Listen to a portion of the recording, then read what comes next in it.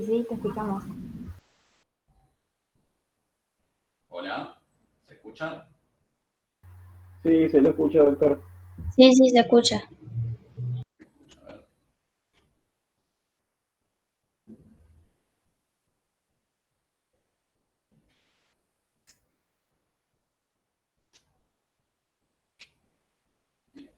A ver ahora, ¿me escuchan? Sí, Sí, te escucha bien. Perfecto, ahí está. Bien. Bueno, gente, la idea hoy es dar un pantallazo inicial, por lo menos como para que ustedes puedan tener alguna idea. Espérenme un poquito porque todavía me están pidiendo entrada. Un pantallazo inicial como para que ustedes puedan tener al menos alguna idea del manejo de la urgencia psiquiátrica en la Guardia General. ¿Está? Me parece que es un tema importante porque, bueno, es algo en lo que suelen después hacer agua a la hora de recibir una urgencia, suele ser algo que también por ahí le genera mucho miedo, le genera mucha inseguridad, fundamentalmente más por el desconocimiento que por otra cosa. Y por otra parte también vamos a dar una pequeña escalita que no es relacionada a la guardia, pero que les puede ser útil para el día de mañana. ¿Está? Sobre todo para lo que sea consultorio externo o para lo que sea la guardia, pero no la urgencia en sí. Denme un segundito.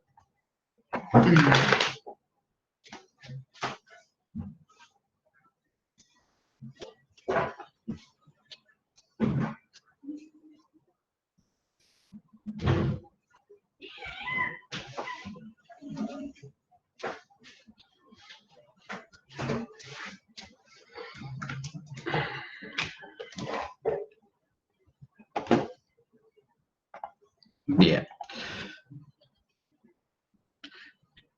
Bueno, como para ir dando inicio entonces. Ustedes ven mi pantalla ahí, ¿verdad? Bien. Entonces, lo primero a tener en cuenta entonces es la definición de qué es una urgencia psiquiátrica o qué es una crisis subjetiva. Si hay alguna pregunta en algún momento, me frenan, ¿está? No hay ningún problema. Entonces, la urgencia psiquiátrica o crisis subjetiva son sinónimos. Entonces, es una situación en la que el trastorno del pensamiento, del afecto o de la conducta son en tal grado disruptivos que el paciente mismo, la familia o la sociedad consideran que requiere atención inmediata. Entonces, hago ahí una salvedad, ¿no es cierto? Fíjense ustedes lo que está en rojo puntualmente. Nosotros estamos acostumbrados muchas veces a que como médicos la urgencia la definimos nosotros. Somos nosotros los que normalmente definimos qué es urgente y qué no es urgente. En este caso, no es tan así. perdón, Sí, perdón, no pasó la diapo. ¿no pasó? A ver, Por lo menos no en mi. Ahí está, ahora sí. a ver. ¿El resto? ¿Ven bien?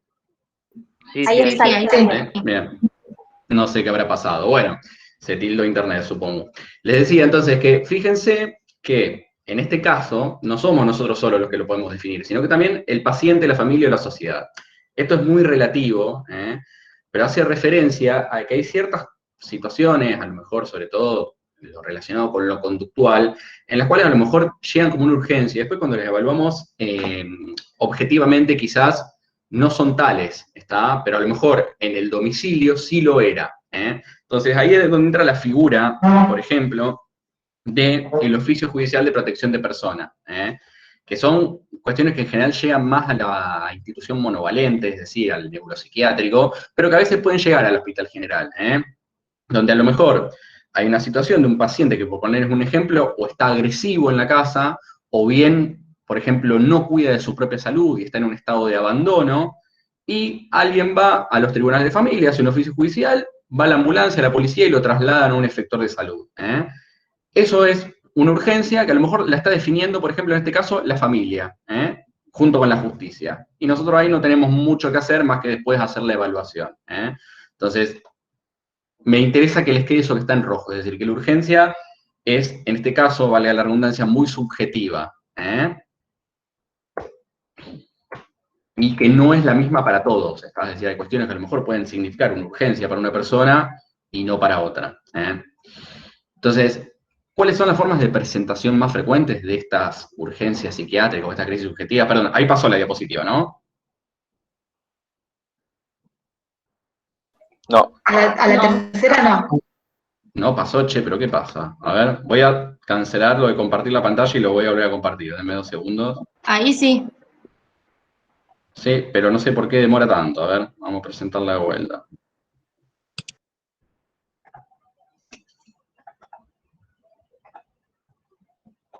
A ver.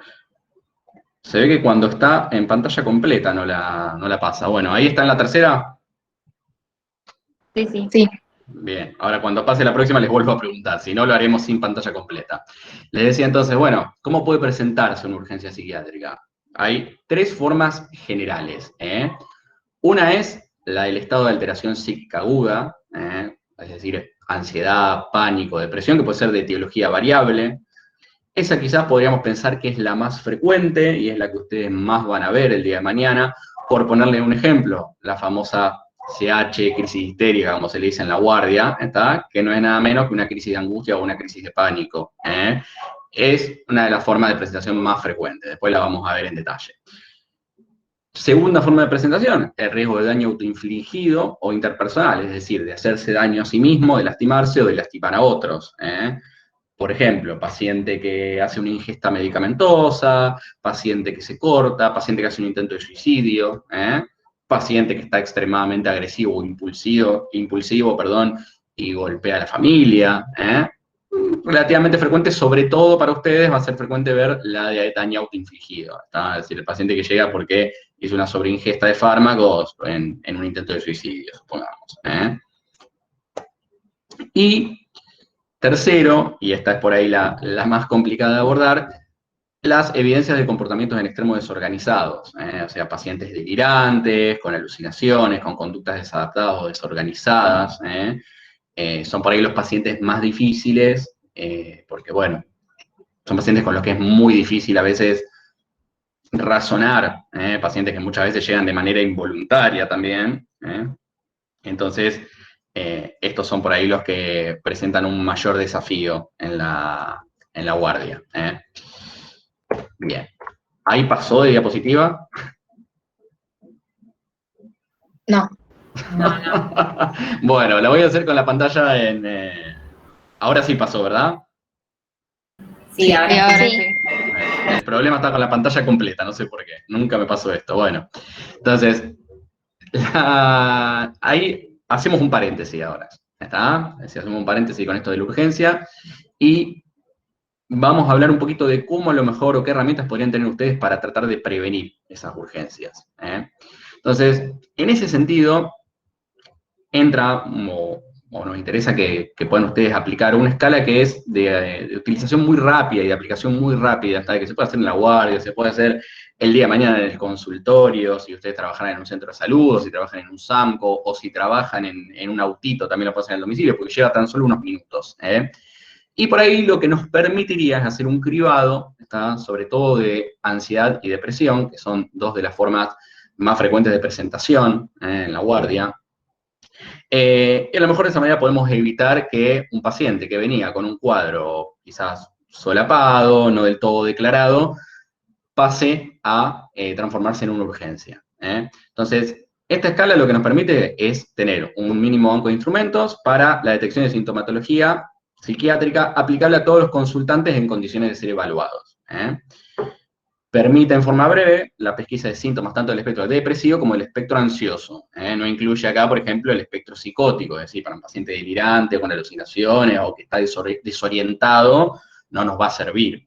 Ahí ya es un poco más difícil, pero si tenemos en cuenta que, como decíamos antes, la forma de presentación más frecuente son estas 2, puede ser útil. Entonces, algunas características.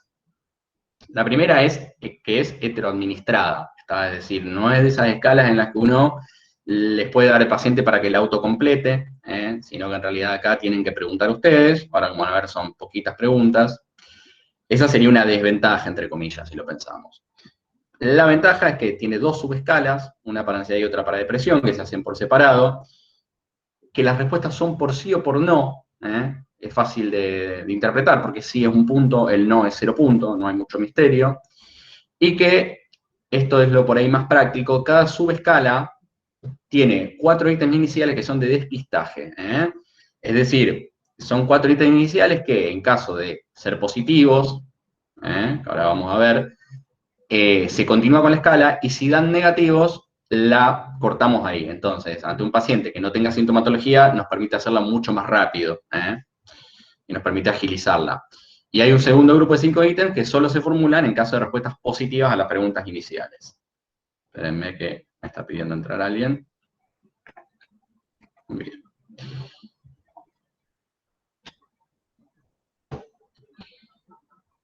Hay una introducción sugerida que, bueno, dentro de lo posible hay que tratar de mantenerlas en las escalas que tienen que ver con psiquiatría, pero bueno, se le puede hacer un breve cambio si no la tienen a mano. La introducción sugerida dice, a continuación, si no le importa, me gustaría hacerle unas preguntas para saber si ha tenido en las últimas 2 semanas alguno de los siguientes síntomas. Importante esto, el modo de puntuar, es decir, no se van a puntuar síntomas que tengan una duración menor a 2 semanas o que sean de leve intensidad, es decir, que síntomas a los cuales el paciente les reste importancia o no le lleve el apunte, ¿tá? Tienen que ser síntomas con significación clínica. Entonces, la escala en sí. Primero la subescala de ansiedad. La primera pregunta es si se ha sentido muy excitado, nervioso o en tensión. Entonces, claramente esto hace referencia, cuando habla de excitado, nervioso, es lo que habitualmente la gente conoce como ansiedad. Es decir, la gente no dice estoy ansioso en general, sino que dice estoy nervioso. O en tensión, que hace referencia justamente a la tensión muscular que genera muchas veces, o a la tensión también psíquica, al estrés psíquico que genera la ansiedad. La segunda pregunta es si ha estado muy preocupado por algo. En general es frecuente que el paciente con ansiedad esté constantemente haciendo lo que se llama rumiación del pensamiento, es decir, pensando y dándole vueltas todo el día a una determinada situación, a un determinado problema, a una preocupación. Entonces, ese sería un síntoma cardinal. La tercera es si se ha sentido muy irritable. Vieron que cuando uno por ahí está atravesando momentos de ansiedad, es normal que esté un poco más irritable, que se enoje por cosas que normalmente no se enojaría. Muchas veces hay que preguntárselo de esa manera a la persona, porque para algunos es difícil identificar si están irritables o no. Entonces, se puede preguntar como, ¿ha notado usted que se molesta o se enoja por cosas que normalmente no le generarían esa respuesta? Este también es síntoma frecuente de la ansiedad. No, aparece en la ansiedad normal, así que imagínense ustedes en los trastornos de ansiedad todavía más. Y la cuarta, si ha tenido dificultad para relajarse. En general, la persona que está ansiosa, como está justamente todo el tiempo con la rumiación del pensamiento, le está dando vuelta a los problemas, es muy difícil a veces para esa persona relajarse o sentarse a ver tele o ver una serie como haría normalmente. Sino que está todo el tiempo con la sensación de que tiene que hacer algo. Esas son las primeras 4 preguntas de despistaje. Entonces, si estas preguntas no hay, o sea, es decir, si hay 2 o más afirmativas, en las que el paciente dijo que sí, y que tienen, como dijimos antes, más de 2 semanas de duración, seguimos. Si no hay 2 o más, listo, terminó la subescala de ansiedad y pasamos a la de depresión. En el caso de que sigamos, la quinta pregunta es si ha dormido mal, si ha tenido dificultades para dormir, si ha tenido dolores de cabeza o de nuca, esto muy relacionado con las cefaleas tensionales que aparecen en la ansiedad, las cefaleas tensionales, las contracturas, si ha tenido alguno de los siguientes síntomas, temblores, hormigueos, mareos, sudores y diarrea, esto tiene que ver con los síntomas neurovegetativos que se generan con la ansiedad, vieron que uno está nervioso, por ejemplo, antes de un examen y pueden aparecer algunos de estos síntomas. Bueno, en el trastorno de ansiedad muchas veces aparecen de manera crónica. Entonces el paciente está con diarrea, que no encontramos una causa, está con temblores, está con los mareos, la sudoración es muy frecuente. ¿Está? Después, si ha estado preocupado por su salud, esto hace referencia sobre todo a las ideas hipocondríacas que suelen aparecer en el paciente ansioso. Entonces, ustedes recuerden que el paciente ansioso muchas veces tiene somatizaciones, a veces le duele el pecho, a veces le duele la panza, sumado a estos síntomas neurovegetativos que mencionábamos antes, muchas veces esto desencadena ideas hipocondríacas, está donde el paciente cree tener una enfermedad, se empieza a hacer estudios, se hace 20 millones de estudios, no encuentran nada, él sigue insistiendo que tiene algo, entonces es un síntoma también importante. Y por último, si ha tenido alguna dificultad para conciliar el sueño o para quedarse dormido. parece que fuera la misma pregunta que la primera, perdón, que la quinta. No es lo mismo en realidad, porque la quinta, que pregunta si ha dormido mal, hace sobre todo referencia a la calidad del descanso. Es decir, si el paciente se siente descansado al otro día, a si ha dormido de corrido, si se ha despertado muchas veces en la noche, mientras que la 9 hace exclusivamente hincapié en la conciliación del sueño, en el insomnio de inicio o de conciliación, o sea, para quedarse dormido. Las dos obviamente tienen que ver con el sueño. A veces se presentan de una manera, a veces de otra. Hay personas que a lo mejor pueden descansar, pero tienen un descanso intermitente, y al otro día se despiertan como si no hubieran dormido absolutamente nada, o tienen un sueño muy ligero, porque la ansiedad cambia la estructura del sueño. El sueño está en realidad conformado en distintas fases. Cuando hablamos en el electroencefalograma, me refiero puntualmente, hay distintas fases. La ansiedad, así como también algunos fármacos, pueden modificar la estructura normal del sueño, y eso afecta su calidad también. Y después pasamos a la subescala de depresión, donde también tenemos 4 preguntas iniciales de despistaje. La primera es si se ha sentido con poca energía. Esto hace fundamentalmente referencia a la astenia o a la hipoulia, es decir, la falta de voluntad que aparece en las depresiones. Si ha perdido interés por las cosas. Es normal que en el paciente deprimido haya cierta apatía, donde en realidad no hay una buena respuesta a los estímulos.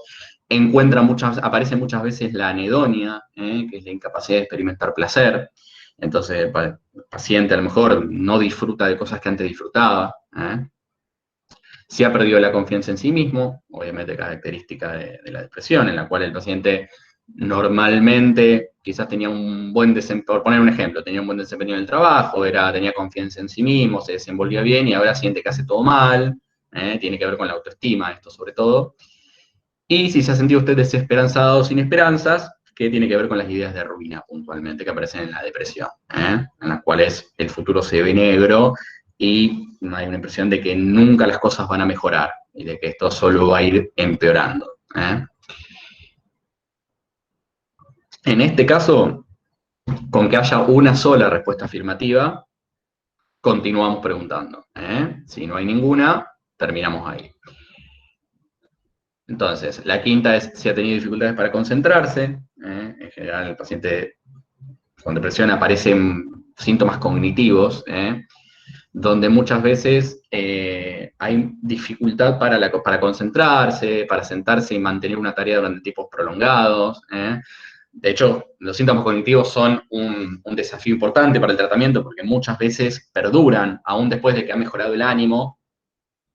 El paciente sigue teniendo síntomas cognitivos.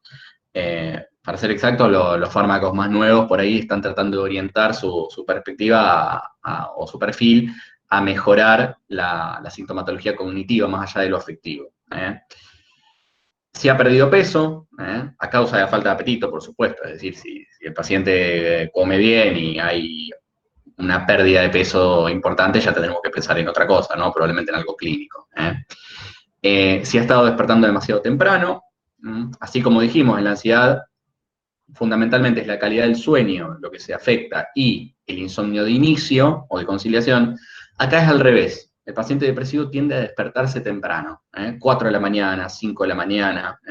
Se despierta, ya no tiene más sueño, ya no puede dormir más.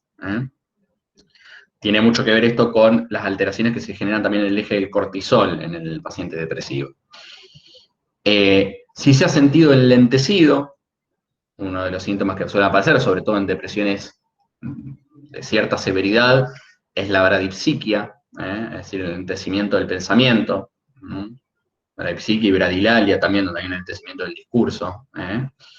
Y si cree que ha tenido tendencia a encontrarse peor por las mañanas, que esta es una característica de las depresiones típicas, en las cuales el paciente se siente peor durante la mañana y su estado de ánimo mejora levemente en el transcurso del día hasta mejorar un poco más en la tarde. ¿Está?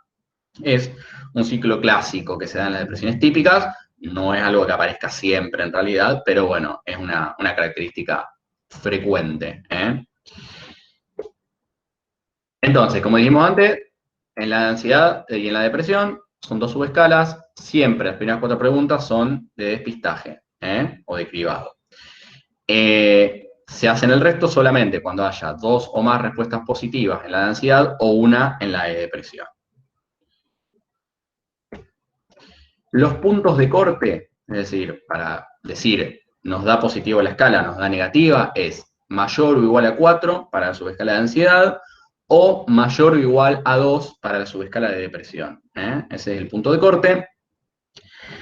Importante aclarar que en realidad no hay después una estadificación, digamos, dentro de estas escalas, es decir, no la clasifica en ansiedad leve, moderada y grave, y lo mismo con depresión, pero sí se puede tener en cuenta que cuanto más altas sean las puntuaciones, mayor va a ser la gravedad del cuadro.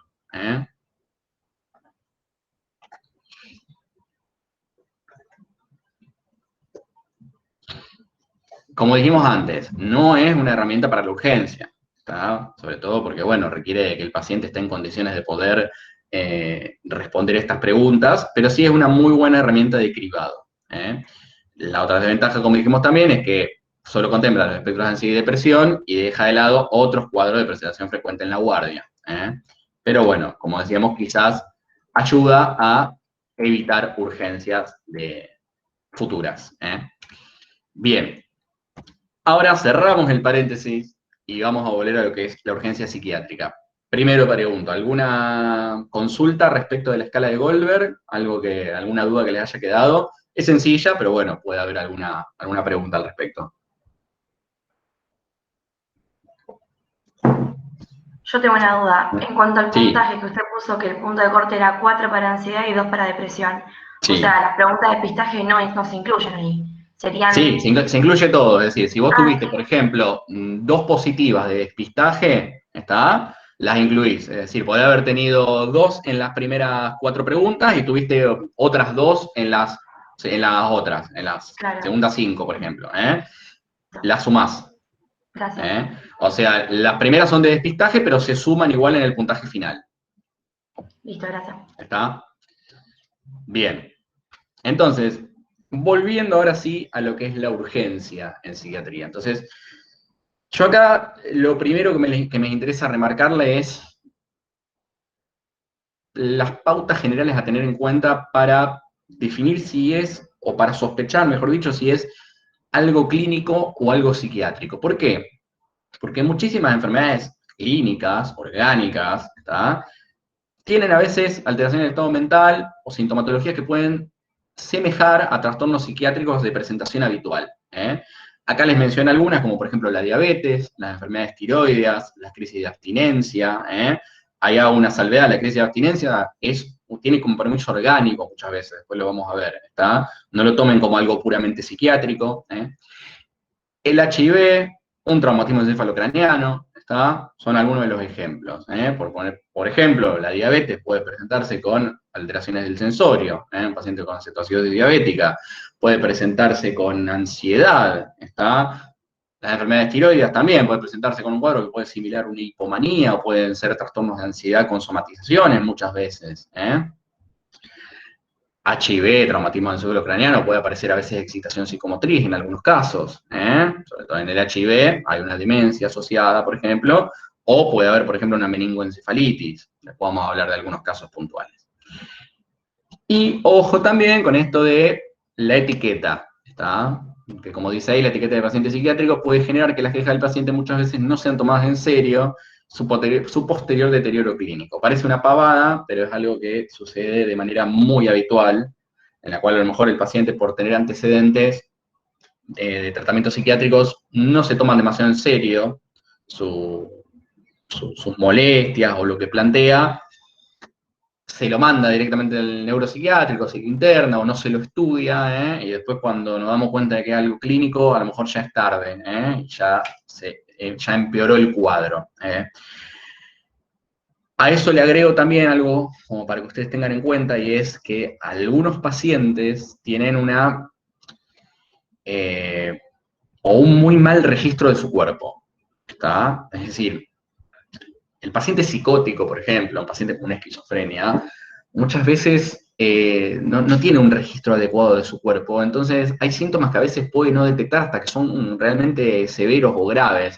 Son pacientes que tienen, por ejemplo, una tolerancia extrema al dolor, justamente por esto, porque en su patología, estoy hablando de los cuadros graves, sobre todo en su patología, se caracteriza porque justamente hay una pérdida del registro del cuerpo. Son pacientes que a lo mejor, por poner un ejemplo, fuman y se queman todos los dedos, porque fuman hasta la colilla, se queman los dedos y ni se enteran, ¿está? Entonces eso pasa lo mismo a veces con algunos cuadros, capaz que el paciente tiene una apendicitis y ni siquiera se entera del dolor, ¿eh? Eso como para que lo tengan en cuenta, porque a veces también es un desafío con el examen físico. Entonces, ¿qué características sugieren una causa médica? La primera, el inicio agudo, ¿está? Con síntomas relevantes. Entonces, un cuadro que en un paciente sin antecedentes empieza en horas o minutos, y yo le diría también a veces en días, es decir, si estamos hablando de un paciente con síntomas psicóticos, por ejemplo, y empieza de la nada, ¿está? Siempre descartemos organicidad, porque lo más probable es que haya algo orgánico, el paciente puede haber hecho una ACV, puede haber tenido un traumatismo de cráneo en los últimos días, puede tener un hematoma subdural, es decir, hay múltiples causas, puede tener un tumor, una MOE. Entonces digo, tener en cuenta eso, inicio agudo, siempre descartar causa orgánica. Primer episodio psicótico, entonces también, siempre, un primer episodio psicótico debe estudiarse, aunque creamos que lo más probable es que sea de origen psiquiátrico, ¿está? No importa, hay que estudiarlo igual, si es un primer episodio, si el paciente ya tiene antecedentes, no hace falta. Edad geriátrica, entonces sintomatología que aparece en la edad geriátrica, y más aún si empieza de golpe, también amerita un estudio, es muy probable que sea una causa orgánica, desde una demencia hasta una ACV, hasta una infección urinaria, ¿está? Por ponerles un ejemplo, una de las causas más frecuentes de situación psicomotriz en el anciano, sobre todo en los ancianos que tienen una demencia asociada, son las infecciones urinarias o las infecciones respiratorias. Es muy frecuente que llamen al psiquiatra desde lo geriátrico por un paciente que estaba internado y de un día para el otro empieza con excitación psicomotriz, no duerme de noche, está alucinado, y cuando vos preguntás, no tenía antecedentes, a lo mejor no estaba ni siquiera tomando medicación, solamente tenía una demencia, y cuando le pedís una orina, le pedís un urocultivo, viene positivo, ¿está? Eso es muy frecuente. En general, los cuadros infecciosos, en general, pueden generar ese tipo de sintomatología. También pueden ser, por ejemplo, a veces algunos cuadros de deshidratación en el anciano, que pueden alterar sus conductas.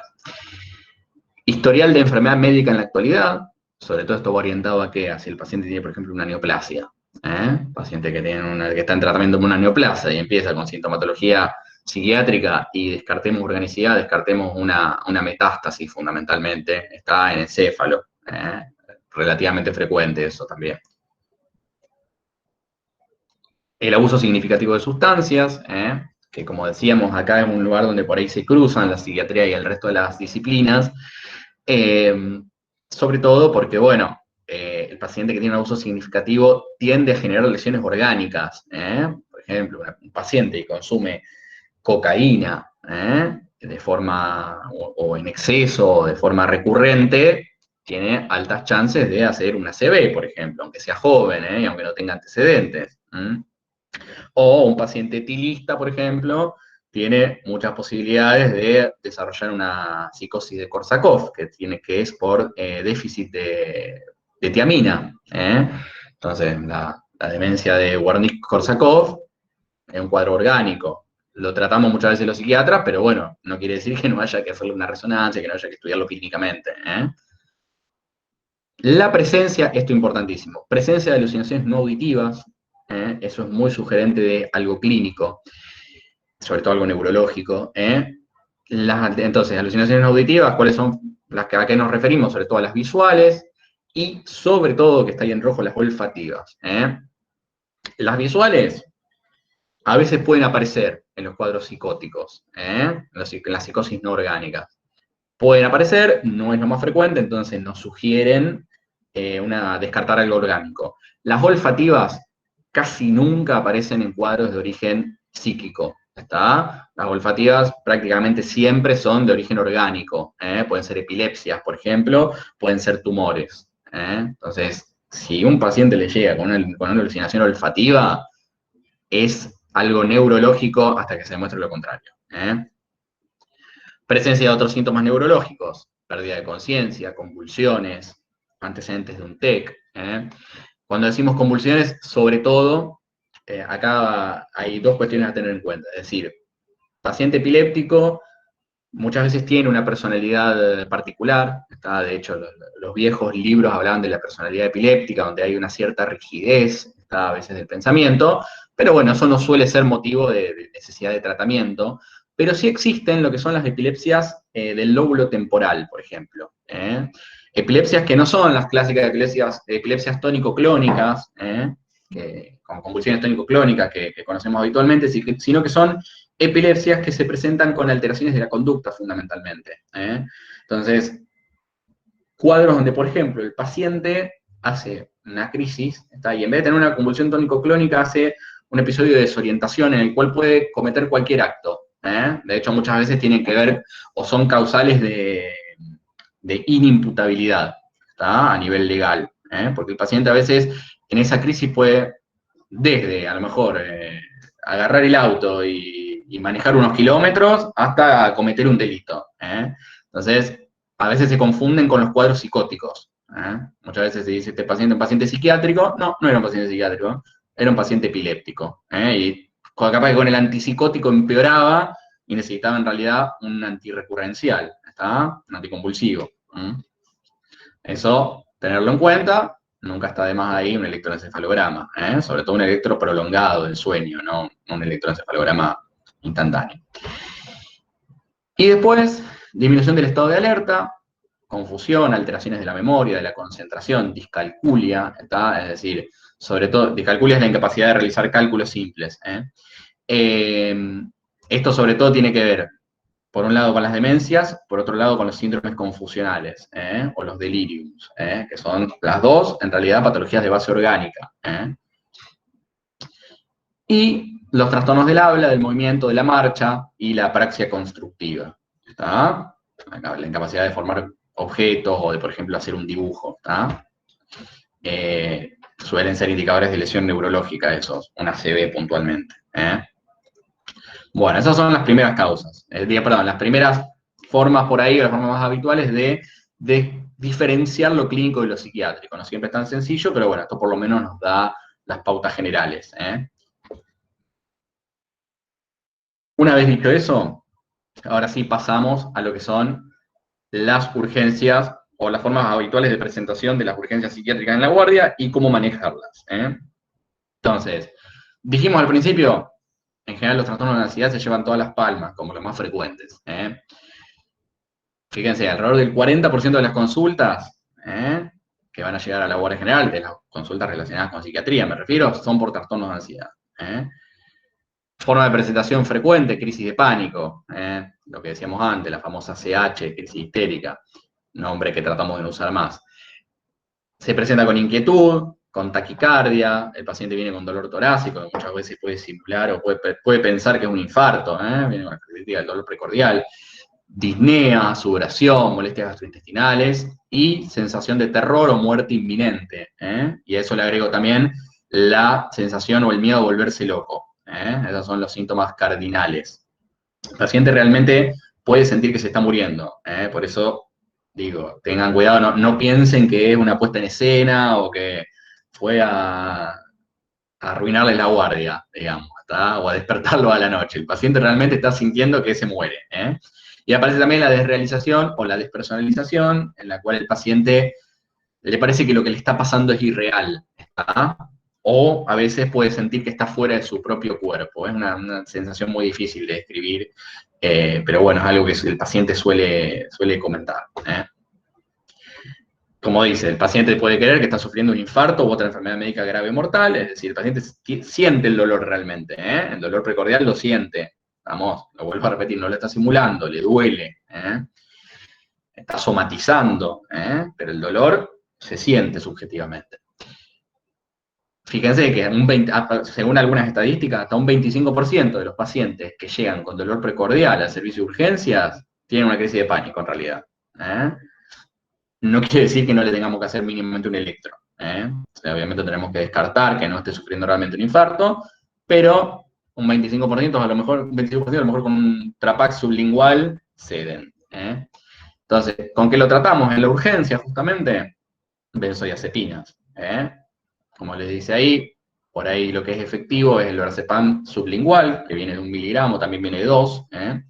Le podemos dar eso, que tiene una absorción un poquito más rápida que la vía oral, en realidad no es tan mágico como uno cree, pero tiene un gran efecto placebo. Entonces, muchas veces no es lo mismo para el paciente que le pongamos una pastillita bajo la lengua que se la hagamos tragar, porque lo asocia con una respuesta mucho más rápida al sublingual.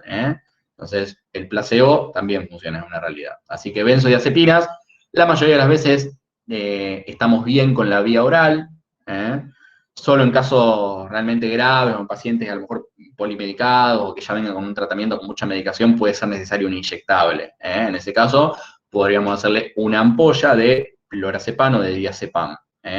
Siempre para la vía intramuscular, dentro de lo posible, es preferible el lorazepam que el diazepam por una cuestión de que tiene una absorción más predecible. El diazepam es más errático en su absorción. Perdón, el diazepam tengo entendido que se pone en endovenoso. ¿Puede ser también?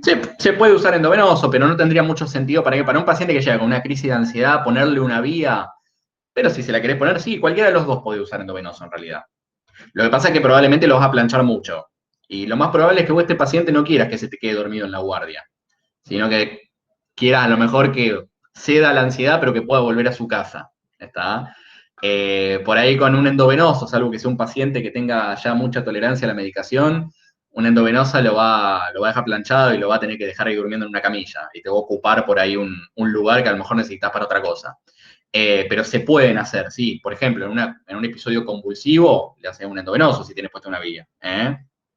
Entonces, sí, se puede.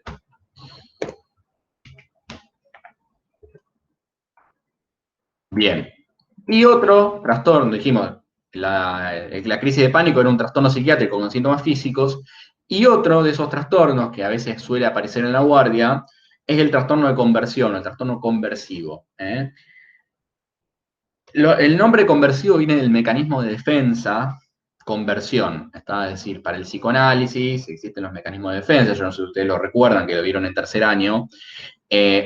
Uno, por ejemplo, es la somatización, mecanismo de defensa psíquico, en la cual el dolor psíquico se traduce en un dolor físico, y otro es la conversión, en la cual es parecida a la somatización, pero la sintomatología semeja a un cuadro neurológico.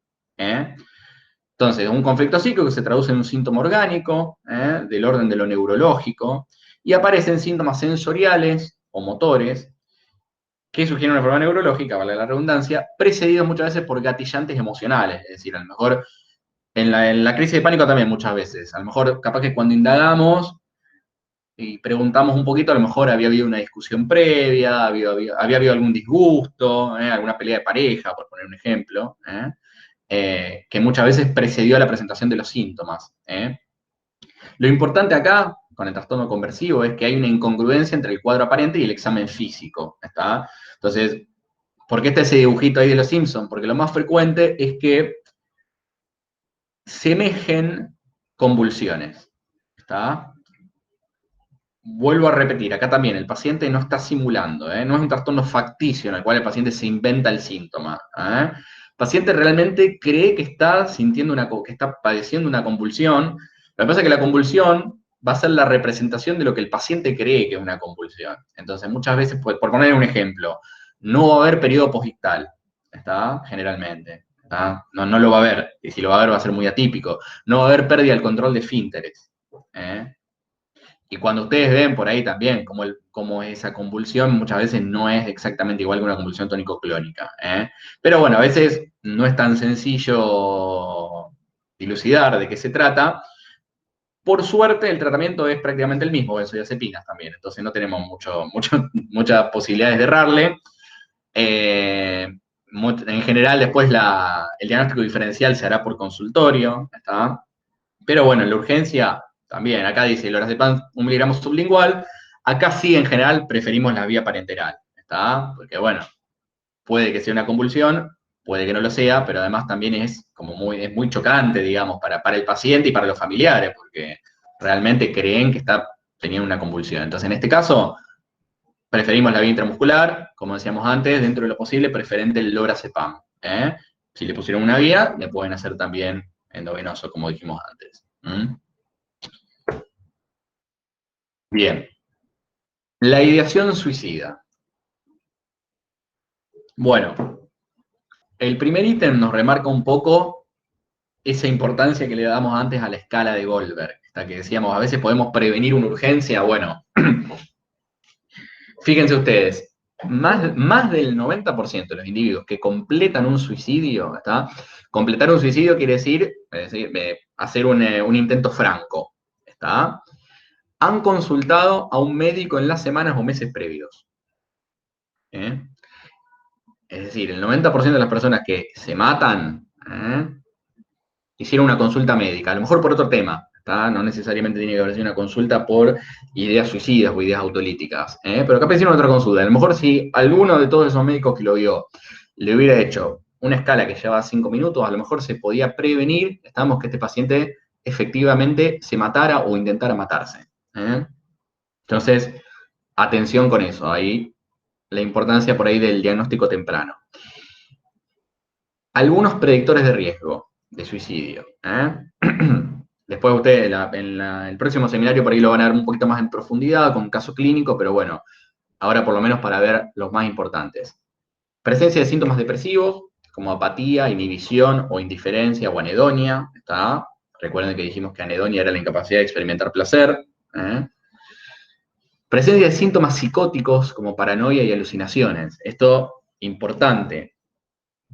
¿Por qué, digamos? Hay dos posibilidades en las cuales un paciente que se intente suicidar puede tener alucinaciones, o dos posibilidades frecuentes. Una es la depresión con síntomas psicóticos. En depresiones graves pueden aparecer a veces alucinaciones. ¿Está? La otra son los pacientes esquizofrénicos que tienen alucinaciones imperativas. Entonces, ¿qué son las alucinaciones imperativas? Y esto es importante que lo recuerden, son muchas, en general, alucinaciones auditivas, voces, que le dicen al paciente que se quite la vida. ¿Está? Eso es un indicador de riesgo alto. ¿Está? Entonces yo les diría algo, si a ustedes les llega a la guardia un paciente que tiene una alucinación auditiva, que le dice que se quite la vida, y no lo dejaría irse. ¿Está? Ahora podemos charlar un poquito sobre eso. Pero ténganlo en cuenta.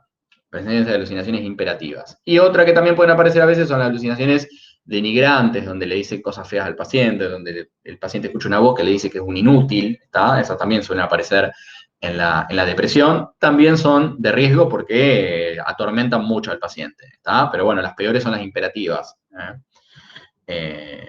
Porque sobre todo a veces generan reacciones impredecibles, ¿está? Yo vi un paciente una vez con alucinaciones auditivas, imperativas, que estaba de lo más tranquilo y en un momento de la nada agarra, rompe un plato, agarra los vidrios del plato y se lo empieza a clavar, ¿está? Se lo empieza a clavar en el pecho, sí, un paciente que estaba tranquilito comiendo.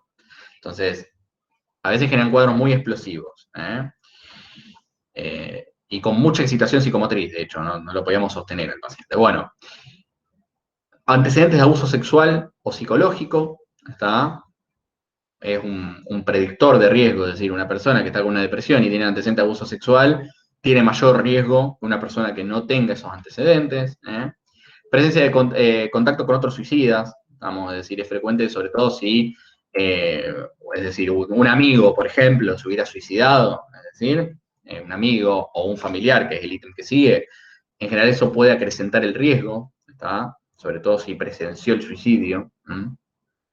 El antecedente de suicidio familiares de primer grado. ¿Está? Esto tiene mucho que ver, más allá del contacto con el suicida, que era el ítem anterior, esto también tiene mucho que ver con la carga genética.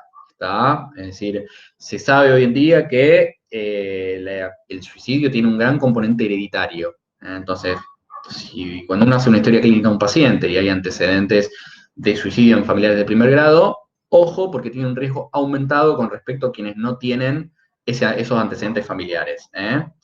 Mucho que ver con la carga genética y la impulsividad de esto, con lo temperamental, que es lo temperamental debería ser la parte biológica de la personalidad, para que ustedes lo entiendan. Crisis en las relaciones con pares, con parejas, con familia, con una amenaza suicida que no se toma en serio. Esto es la típica que escuchamos siempre, digamos. La persona que viene diciendo que se va a matar, que se va a matar, que se va a matar, nadie lo escucha. Muchas veces puede ser que realmente quiera llamar la atención, pero bueno, más allá de eso no hay que menospreciarlo, pues justamente a veces esa falta de escucha, ese no tomarlo en serio, hace que el paciente realmente cometa el intento. A veces realmente con la intención de suicidarse, a veces con la intención de llamar la atención, pero tengan en cuenta que a veces puede salir mal también. No son pocas las veces que en un intento de llamar la atención el paciente realmente tiene éxito y se quita la vida. Conflictos no resueltos en la organización de la identidad sexual, esto también importante tenerlo en cuenta, sobre todo hoy en día. Entonces, paciente que a lo mejor no ha podido, por ejemplo, resolver su orientación sexual, por poner un ejemplo, quizás por presiones familiares, tiene un riesgo mayor. Y importante tener en cuenta esto, que preguntar no acrecienta el riesgo, ¿está? Es decir, eso de que si uno le pregunta a un paciente si ha pensado en matarse, le está introduciendo la idea, es un mito. Si el paciente, si lo pensó, ya lo pensó, no se lo van a incorporar a ustedes esa idea. Y si no lo pensó es porque realmente no, o sea, si lo preguntan y no lo pensó, no se lo van a incorporar. Tengan en cuenta eso. No, a veces incluso el hecho de preguntar y el hecho de que el paciente pueda hablarlo, lo ayuda a descargar un poco cierta tensión y puede incluso reducir un poquito el riesgo en algunos casos. Pero bueno, pregúntenlo siempre, no pasa nada. Y ante la duda, tomar conductas preventivas. ¿Qué quiere decir esto? Como les decía antes. Entonces, por ejemplo, un paciente que llega con alucinaciones auditivas que le dicen que se mate. Paciente que ingresó por un intento de suicidio y capaz que ingresó por una sobreingesta farmacológica. Cuando se despierta le dice, cuando me dejes ir me voy a matar. Cuando me vaya acá me mato igual. No lo dejen irse. ¿Está? ¿Qué quiere decir esto, digamos? En algunos casos, es decir, aunque el paciente, porque usted me dirá, pero si el paciente pide la alta voluntaria, está justificado en casos de riesgo para sí o para terceros la internación involuntaria. ¿Está? Es decir, está justificada en la ley de salud mental, que es la ley 26657, si la quieren buscar.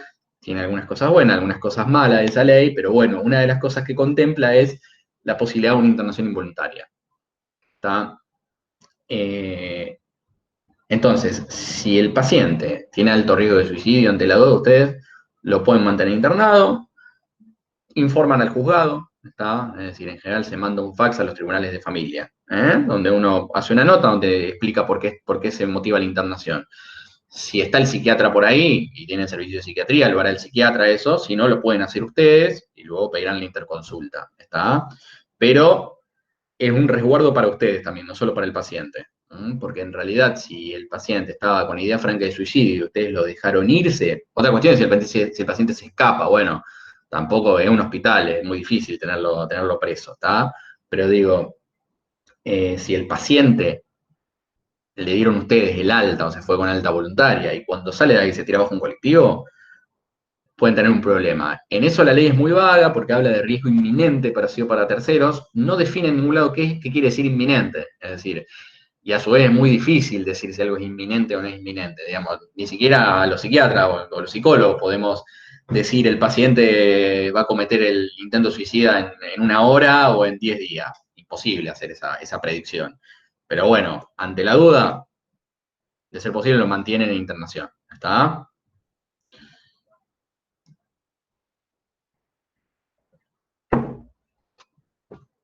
Lo aclaro también porque, bueno, muchas veces ante la dificultad o ante la falta de camas es difícil hacer esto, ¿está?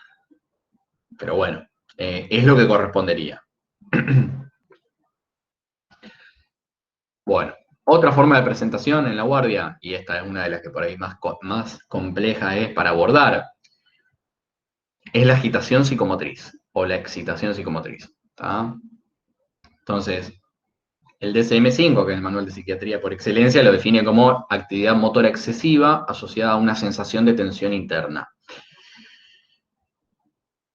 Puede llegar a comportamientos agresivos y violentos hacia sí o hacia terceros. En general, o muchas veces, llega a comportamientos agresivos. Y suele aparecer en el contexto de la esquizofrenia, del trastorno bipolar, del trastorno bipolar, sobre todo en la fase maníaca, trastornos de la personalidad, sobre todo en el trastorno antisocial y el trastorno límite, o el trastorno borderline,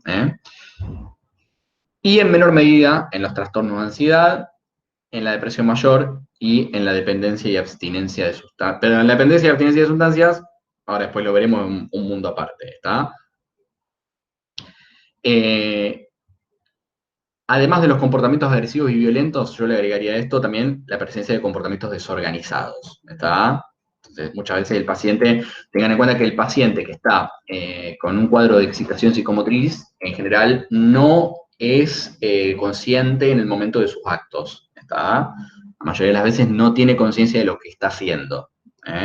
Entonces, también es otro paciente que, ojo con el dejarlo ir en ese momento. En realidad debería tratar de abordarse y de abordar la agitación psicomotriz. No abrirle la puerta y que se vaya. De hecho, les cuento un caso que sucedió hace ya bastantes años. Un paciente que, bueno, era una institución neuropsiquiátrica de acá de Rosario, que bueno, ya no funciona más. En un momento un paciente empieza con un episodio de excitación psicomotriz. ¿Está? Lo que se dice, no se sabe claro si se escapó o si se le abrió la puerta. Está este paciente, está extremadamente agresivo. El paciente se escapa de la institución, llegó a la casa y mató a toda la familia y al vecino. ¿Está? En ese contexto de excitación psicomotriz, un paciente psicótico. Salió en los medios, salió por todos lados eso, hace ya varios años. Bueno, ahí obviamente fue... A ver, todo depende, por supuesto, legalmente, después nunca se supo muy bien qué había pasado. Si el paciente se escapó, bueno, también es muy difícil prevenir que el paciente se escape en algunas condiciones. Si realmente le abrieron la puerta, bueno, ahí ya hay una responsabilidad de quienes le abrieron la puerta, de quienes dieron esa orden. ¿Está? Lo digo porque muchas veces pasa que en los hospitales generales a estos pacientes se los deja irse. Se ve muy frecuentemente eso. Entonces, ojo, porque es un paciente impredecible muchas veces. Bueno. También puede ser esta agitación psicomotriz resultado de condiciones orgánicas, está puntualmente de los deliriums o los síndromes confusionales, como incluyendo dentro de sus causas al TEC y a otras enfermedades del sistema nervioso central, como el Parkinson, el Alzheimer, otras demencias, la meningitis, la encefalitis, frecuente eso. Tirotoxicosis, hipoglicemia, alteraciones hidroelectrolíticas, tumores, crisis comiciales, tóxicos, corticoides, ¿está? Es decir, en todos esos cuadros pueden aparecer la agitación psicomotriz. Como dice ahí, el manejo rápido es esencial. ¿Por qué? Porque evita que progrese hacia la violencia muchas veces, y también puede evitar el uso innecesario de medidas coercitivas, como por ejemplo la contención mecánica, o sea, la restricción, digamos, o la necesidad de hacer medicación involuntaria. Entonces, a veces, cuando uno nota que el paciente está empezando con esa agitación, está bueno poder intervenir antes de que eso siga avanzando, porque si no después se hace más difícil. Como decíamos al principio, cuando no existe una causa clara de su origen, considerar que proviene de una condición médica o orgánica hasta que se descarte dicha condición. ¿Está? Entonces, ¿cómo manejamos a estos pacientes? Lo primero, ¿está? Valorar los riesgos. Es decir, vieron cuando ustedes ven emergencias y cuando se habla del trabajo en una ambulancia, muchas veces se habla de valorar la seguridad de la escena. ¿Está? Es decir, no entrar de lleno a un edificio que se está por derrumbar, por ejemplo. Bueno, acá más o menos lo mismo. Entonces, ¿qué quiere decir esto? Valoremos un poco los riesgos y la seguridad que hay en ese ambiente. Entonces, guarda con los objetos contundentes, es decir, por ahí si en el consultorio hay objetos contundentes y vemos que viene un paciente agitado, sacarlos antes. lo ideal sería atenderlo en un lugar donde ustedes tengan facilidad para salir de la habitación. Es decir, condiciones ideales debería ser un consultorio con 2 puertas. ¿Tá? La mayoría de las situaciones, de las ocasiones, no sucede, no están preparados los consultorios y no hay 2 puertas. En ese caso, tener en cuenta lo siguiente. Los médicos tenemos la mala costumbre de sentarnos contra la pared siempre, y de que el paciente entra por la puerta y nosotros estamos encerrados contra la pared. En estos casos, por ahí sería adecuado hacer al revés, ¿está? Que el paciente esté contra la pared y nosotros lo más cerca de la puerta posible, ¿está? Es una práctica que a lo mejor debería pensarse en modificar. Y también contar con personal de apoyo en caso de necesitarlo. Es decir, bueno, voy a atender un paciente que potencialmente puede estar sufriendo un cuadro de agitación psicomotriz, dar aviso para que esté enfermero o personal de seguridad o quien sea del lado afuera del consultorio por si pasara algo. Está importante prevenirlo, sobre todo porque si sucede algo para que pueda haber una intervención rápida. Después, mostrar control de la situación, es decir, tratar de no sentirse amenazado, aunque estén muertos de miedo, traten de mantener la tranquilidad, dentro de lo posible hablar con tranquilidad y serenidad, bajando la tensión. Suele ser muchas veces útil usar un tono relativamente monocorde, ¿está? Sin grandes exacerbaciones de la tonalidad, como para no sobresaltar a veces al paciente. Siempre tenerlo en el campo visual, estamos, nunca le den la espalda a un paciente con excitación psicomotriz, porque como decíamos antes, es impredecible. Permitirle expresarse y no confrontar, ¿está? Por más de que esté diciendo las estupideces más locas del mundo, dejarlo, no, seguirle la corriente, dentro de lo posible, ¿estamos? Porque la confrontación muchas veces puede exacerbar la agresividad. Respetar la distancia interpersonal, ¿está? Y sobre todo no hacer movimientos bruscos o no acercarse, no tocarlo, ¿está? Más de una vez he visto gente cometer el error de por ahí acercarse o tocar a un paciente que estaba con un cuadro de agitación psicomotriz y llevarse una piña. Entonces, dentro de lo posible, respetar esa distancia. Y ahora, si todo eso no funcionó, pues, si todo eso funcionara, quizás podemos lograr que el paciente acceda a la medicación de manera voluntaria. Hasta ahora veremos qué podemos hacer farmacológicamente. Ahora, si esto no funcionó, tendremos que proceder a la intervención involuntaria. ¿Está? Importante tener en cuenta, déjenme ver, porque si no está... No, bueno, importante tener en cuenta que para dicha intervención involuntaria muchas veces es necesario llegar a la restricción mecánica y a la contención mecánica del paciente. Importante tener que en condiciones ideales para intervenir involuntariamente con un paciente deberían ser al menos 5 personas, ¿está? En condiciones ideales. 1 para cada miembro y 1 para la cabeza, ¿está? Eso sería lo ideal. No siempre se puede. ¿Qué hacemos una vez que intervenimos, sea voluntaria o involuntariamente? Acá hay varias estrategias, ¿está? Que van a depender mucho del grado de agitación y que en realidad a veces es un problema esto porque no hay una escala que uno pueda hacer en este momento, porque obviamente el paciente está excitado, digamos. No podemos detenernos a hacer una escala, entonces no hay realmente una relación entre lo farmacológico y el grado de agitación. A su vez hay pacientes que responden más a la medicación, pacientes que no, pacientes que metabolizan rápido, pacientes que metabolizan lento. Entonces la verdad es muy a ojo, es muy artesanal esto. Entonces yo acá les voy a decir algunas de las estrategias que después ustedes tendrán que evaluar con la práctica en realidad. La primera, la más clásica, y es la que por ahí aparece más en las bibliografías, sobre todo en las que por ahí no tienen que ver con psiquiatría, y hablan simplemente del uso de una benzodiazepina, preferentemente el lorazepam, vía oral o intramuscular, de ser posible siempre mejor lo intramuscular, está muy claro, ¿no? Digo, en paciente con agitación psicomotriz, salvo que la vía oral nos permite una negociación con el paciente y evitar tener que hacer algo involuntario, si no, siempre prefiero lo intramuscular, porque obviamente es más rápido y tiene mejor biodisponibilidad. Entonces, como les decía, lo clásico dice una ampolla de lorazepam, que viene de 4 miligramos, y se puede repetir cada 30 o 60 minutos. Yo les diría que esa estrategia es para una agitación leve, chicos. Es decir, el paciente que está rompiendo todo, con eso no lo vas a frenar. Paciente que está o una agitación leve, está medio inquieto, deambula, va, viene y accede a la medicación, quizás con una ampolla de lorazepam a lo mejor sí puede ceder. Otra opción es una ampolla de haloperidol, por ejemplo, ¿está? O que va de 5 a 10 miligramos, la ampolla viene de 5, ¿está? Tiene una desventaja el haloperidol, no es demasiado sedativo, ¿está? Es decir, acá algo que me faltó decir.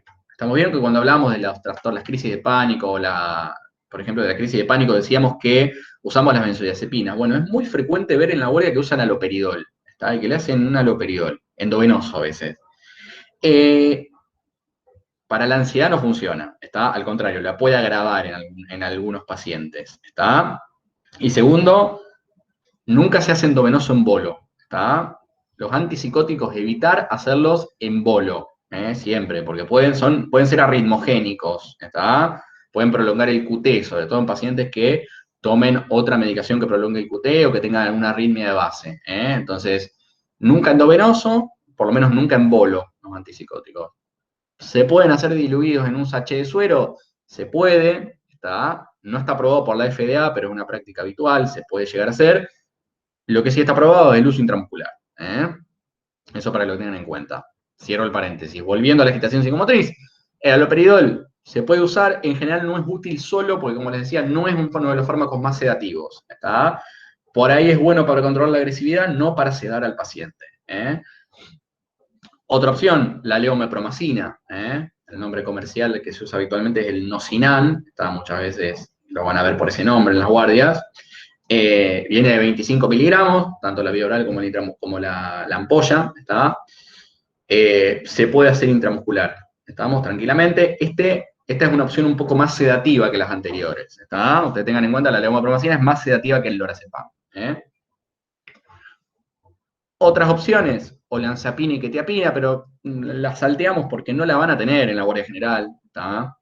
Es decir, con mucha suerte hay en los psiquiátricos, olanzapina en ampollas, así que en la guardia general prácticamente es imposible. Y este último ítem es el que por ahí ustedes tienen que tener en cuenta, sobre todo para casos severos, ¿está? Que muchas veces cuando uno lo ve desde afuera, parece una locura esta asociación de fármacos, pero es una asociación muy usada, estamos sobre todo en pacientes que están con un grado de agitación moderada a severa, que es la estrategia de asociar una ampolla de haloperidol con una ampolla de levomepromacina, con una ampolla de lorazepam. Lo que se llama clásicamente el triple plan, ¿está? Esto se hace por vía intramuscular. Sobre todo esto, tengan en cuenta si es un paciente que ya tiene antecedentes de tratamiento psiquiátrico, ¿está? Y que viene con un cuadro de excitación. Son drogas seguras en general, ¿está? Esto se los digo como para que no le tengan tanto miedo. Como mucho el paciente podrá dormir de más, ¿está? O podrá dormir un rato largo, pero son drogas seguras, ¿está? Es decir, los antipsicóticos tienen una dosis letal muy alta, es decir, no son grandes depresores del sistema respiratorio, entonces no suelen ser un problema. Y las benzodiazepinas son también más seguras de lo que uno cree, en realidad. De hecho, suele ser difícil que un paciente realmente cuando hace un intento de suicidio se pueda matar tomando benzodiazepinas, porque por su mecanismo de acción, por sí solas, no generan tanta depresión respiratoria. El mayor problema está cuando se asocian con otros depresores respiratorios, como por ejemplo el alcohol, ¿está? O los barbitúricos. Entonces, esta asociación de 3 fármacos se puede hacer, en cuadros, sobre todo en excitaciones moderadas a graves, la podemos hacer, y ese esquema, en caso de ser necesario, podría repetirse cada 45 minutos, hasta 3 veces. En la práctica a veces se puede hacer cada menos tiempo, a veces capaz que lo puede hacer cada media hora, ¿está? Esto de hacerlo cada 45 minutos tiene que ver con las diferentes velocidades de distribución que pueden aparecer de un paciente a otro. Muchas veces, por ejemplo, si es un paciente viejito, tengamos más cuidado que si es un paciente joven, obviamente. Y lo de 3 veces también es relativo. En general, con hacerlo hasta 3 veces ya va a haber cedido la excitación psicomotriz. Si fuera necesario hacerlo alguna vez más, se podría. Está más allá de que esté fuera de guía. Por eso digo que las guías son muy relativas acá. Hay veces en lo que hay pacientes que no responden ni siquiera a ese esquema y hay que hacerle más todavía. A veces se ven cosas que uno dice, lo vas a matar y no. Pero bueno, eso es muy, muy relativo. Para ustedes, por lo menos, este sería el esquema a tener en cuenta. después con la práctica uno va pudiendo hacer otras cosas. Profe, una consulta. Sí, El triple plan, sí. lo hacemos, digamos, cada fármaco, digamos, en su jeringa y se puede hacer en el mismo sitio, digamos, la inyección o tiene que ser en distinto. Muy buena pregunta. Me había faltado aclarar una cosa. Muy buena pregunta. Se puede hacer, estos 3 fármacos que están ahí, se pueden hacer todos en la misma jeringa. ¿Está? O sea, un solo inyectable. ¿Eh? Bien. Si no tuvieran lorazepam y tienen que ponerle diazepam en vez de lorazepam, en ese caso, el diazepam aparte. Porque el diazepam junto con el haloperidol y la levomepromacina precipita. ¿Está? Así que si es diazepam, el diazepam aparte y el haloperidol y la levomepromacina juntos. Si es lorazepam, los 3 juntos, no pasa nada. ¿Está? Profe, yo tengo otra duda. Sí. Si viene un paciente y tiene alguna contraindicación de alguno de estos fármacos, porque, o sea, puede pasar, ¿no? Sí. ¿Qué otra alternativa tenemos? Bueno, mira, contraindicación más frecuente que puede aparecer con estos fármacos es sobre todo para el haloperidol. ¿Está? Sí, Es decir, ¿por qué? Hay pacientes que pueden tener antecedentes del síndrome neuroléptico maligno. ¿Está? Que es un síndrome que aparece muy raramente, ¿está? Pero puede aparecer en algunos pacientes, tiene una frecuencia muy baja, menor algunas bibliografías dicen de un 1%, lo dicen 0,5, ¿está? Yo, la verdad, en mi vida creo que neuroléptico maligno debo haber visto 1, ¿está? Pero bueno, desde 2013 que empecé a hacer psiquiatría, creo que debo haber visto 1. Pero bueno, si llegara un paciente con ese antecedente, ¿está? Evitamos el haloperidol, Podemos hacer levomepromacina y lorazepam, o a lo mejor de alguna de esas 2 le podemos hacer 2 ampollas si fuera necesario, ¿está? En vez de una. Lo ideal en realidad, si lo tuvieran, sería, en vez de hacer ese triple plan, hacer una olanzapina intramuscular, pero probablemente no la van a tener, ¿está? Por eso yo un poco la salteé. La olanzapina viene en una presentación de 10 miligramos en ampolla que se puede utilizar en pacientes que que hayan hecho efectos adversos al haloperidol, ¿está? Entonces, sería la opción ideal, pero si no la tienen, usan los otros 2, el LORA y la levo, ¿está? Sobre todo, la contraindicación más frecuente es esa, el neuroléptico maligno. La otra que a veces aparece son las distonías, ¿está? En las cuales el paciente tiene una contractura severa, muchas veces de miembros inferiores, o a veces, en los casos muy severos, puede llegar al espasmo laríngeo. Es raro que esa distonía pueda aparecer con una sola ampolla de haloperidol, pero bueno, dentro de lo posible también evitarlo en ese caso. Usamos los otros 2. Y en una embarazada, por ejemplo, que también era contraindicación y es frecuente de ver, qué sé yo. Mira, la embarazada es un caso puntual, es decir, en la embarazada siempre son preferibles los antipsicóticos a las benzodiazepinas. ¿Está? Es decir, los antipsicóticos, la gran mayoría son categoría C, mientras que las benzodiazepinas son categoría D. ¿Está? Es decir, nosotros cuando tenemos una embarazada y tenemos que hacerle medicación, tiene que tomar algún tipo de medicación psiquiátrica, muchas veces tratamos de suspender la benzodiazepina y mantener los antipsicóticos, porque son bastante más seguros. Ahora, vos me decís, está con un cuadro de excitación psicomotriz, tiene antecedentes de efectos adversos al haloperidol, ¿está? Y bueno, si le tengo que hacer una levo y un LORA, le haré una levo y un LORA. Es decir, siempre tendremos que tener en cuenta el riesgo-beneficio, como pasa con los categoría D, digamos. Entonces, lo más frecuente es que por una aplicación de lorazepam no vaya a haber mayores inconvenientes. El mayor problema está con el uso crónico, está en cuanto a su riesgo teratogénico. Por otra parte, también las benzodiazepinas son categoría D, más bien, no tanto por su teratogenicidad, sino por el riesgo de depresión respiratoria que pueden generar en el recién nacido. Pero más allá de eso, dentro de las benzo, la más indicada para una embarazada sería el lorazepam. ¿Ah? Pero bueno, si las pudiéramos evitar, las evitamos. Genial. ¿Ah? Gracias. No, de nada. Bueno, y lo que decíamos antes, evitar el uso endovenoso en bolo de antipsicóticos, ¿está? Por la prolongación del QT. Acá tener en cuenta que la levomepromacina, por ejemplo, prolonga más el QT que el haloperidol, ¿está? Porque tiene mayor efecto anticolinérgico y bloqueante alfa. Entonces, eso vamos para tenerlo en cuenta. Por ahí, si el paciente toma algún otro fármaco que pueda prolongar el QT o tiene una arritmia, quizás evitarlo o ser cuidadosos, ¿está? Porque, bueno, como decíamos recién, no siempre se puede evitar. Es decir, A veces están las condiciones ideales y a veces está lo que podemos hacer. Bueno, y otra forma de presentación, complicada esta, y que en realidad es una urgencia médica, es el delirium.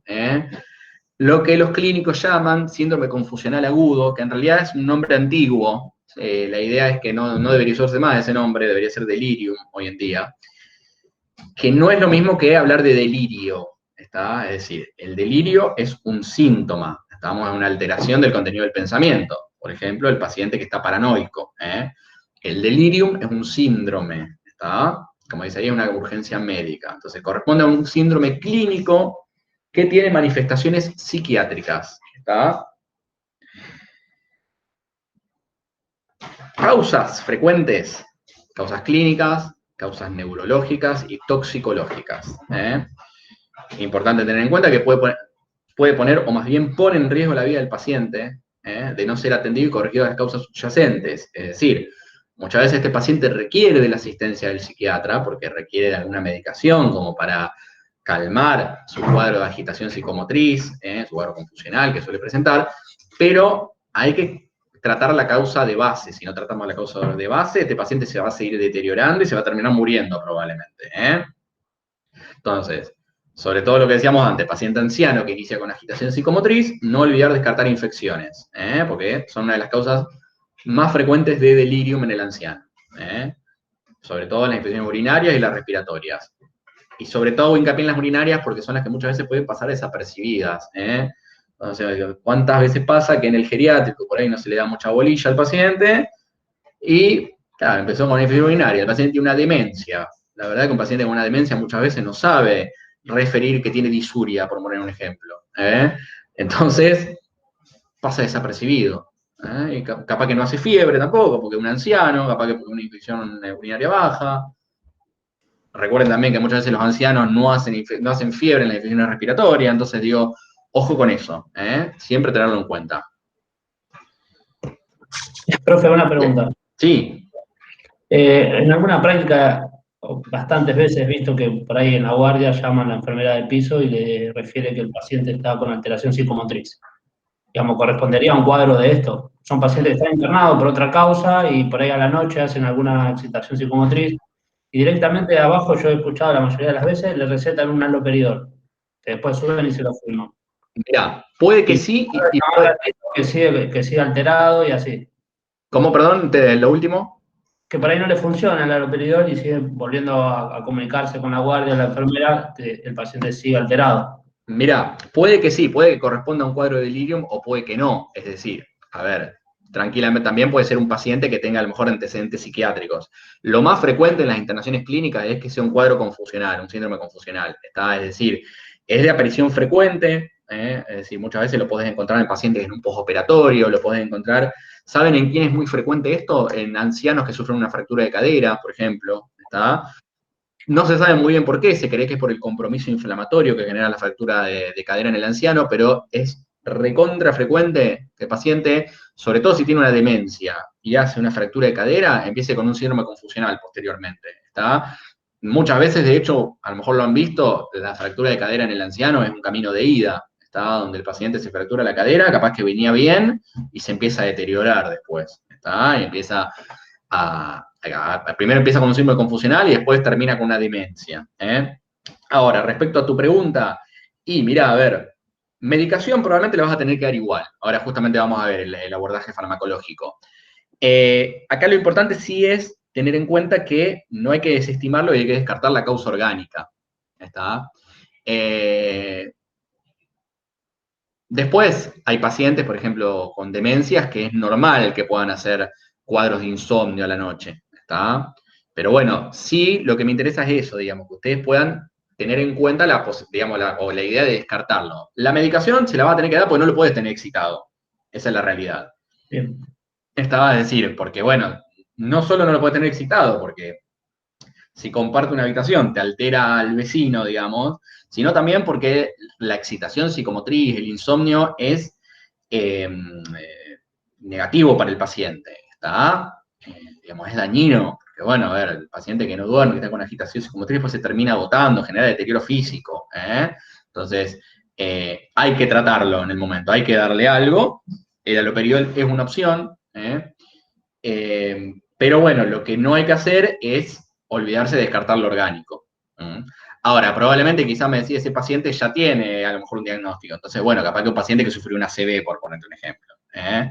Entonces, ahí sería frecuente que después de la ACV muchas veces aparecen cuadros confusionales, aparece insomnio, aparece agitación psicomotriz. Entonces, capaz que el diagnóstico ya está hecho ahí. Ahora, si no tenía un diagnóstico previo, y bueno, fíjate, hacerle un laboratorio, fíjate que no haya infección concomitante, fíjate que no haya un desequilibrio hidroelectrolítico. Vamos, las alteraciones del equilibrio hidroelectrolítico también pueden dar cuadros de delirium. Fíjate si es un paciente diabético que no esté hipoglicémico, que no esté cetoacidótico. Sí, la falla renal también puede generar Las fallas cuadros. renales, son interminables las causas, digamos, pero bueno, como para tener en cuenta eso, digamos. Si hay un diagnóstico previo que lo justifique, bueno, listo. Si no lo hay, estudiémoslo. Mientras tanto, lo medicaremos para evitar, que continúe su grado de excitación o que se empeore. Entonces, volviendo al delirium, ¿qué es el delirium? Hay un compromiso de la conciencia, que es de predominio cualitativo. Es decir, ¿recuerdan ustedes la diferencia entre vigilia y lucidez? Para repasar un poquito semiología, digo. Porque es una cosa que muchas veces no se recuerda bien y que lleva a confusiones. ¿Está? La vigilia, para ser claro, digamos, el paciente vigil es un paciente despierto. ¿Está? Entonces, la vigilia es cuantitativa. ¿Está? El paciente puede estar vigil o puede estar, por ejemplo, en coma. ¿Está? Es el grado de alerta del paciente.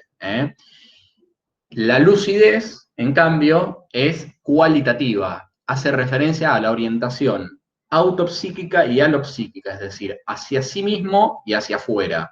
¿Qué quiere decir esto? Un paciente, para estar lúcido, tiene que estar orientado en tiempo, espacio y persona. ¿Está? O sea, tiene que poder decir qué día es, en dónde está y sus datos personales, por poner un ejemplo.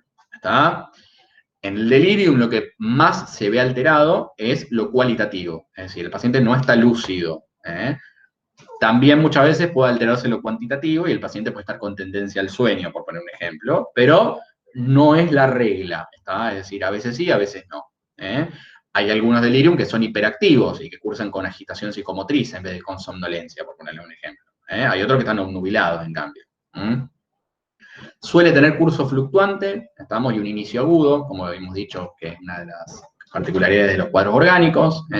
Fluctuante, ¿por qué? Porque a lo mejor hay momentos en los que el paciente está bien, está tranquilo, momentos donde se excita y momentos donde está más bien con tendencia al sueño, es decir, esto se alterna.